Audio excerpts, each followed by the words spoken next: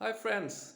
Let's talk a little bit more about the anti vegan psychology or the willing non vegan psychology. Um, we are born under the exploitative technological civilization.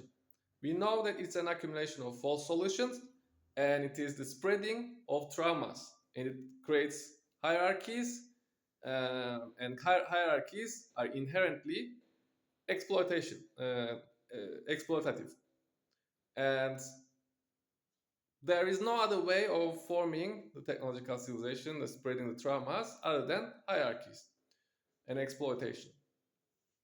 And with all this widespread exploitation, and we are born into it, people learn to accept exploitation and accept being exploited, being okay with exploitation. And I believe this is another important factor that animal rights activists should consider, that as long as we live under this civilization, technological civilization, exploitative system, um, people will not, most people will not want to accept that exploitation of animals is wrong for a purpose, right? For the economic system, for the technological system, is wrong. Why?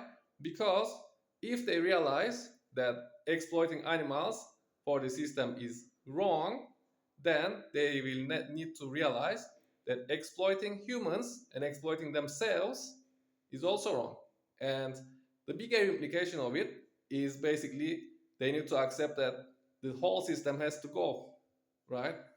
And it creates a huge stress.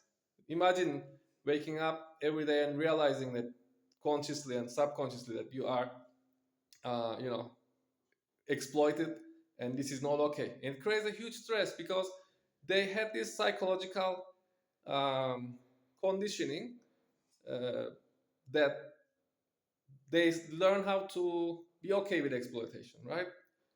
So they could just go on in their daily lives without going crazy about, if you are thinking every day, I'm a slave, right?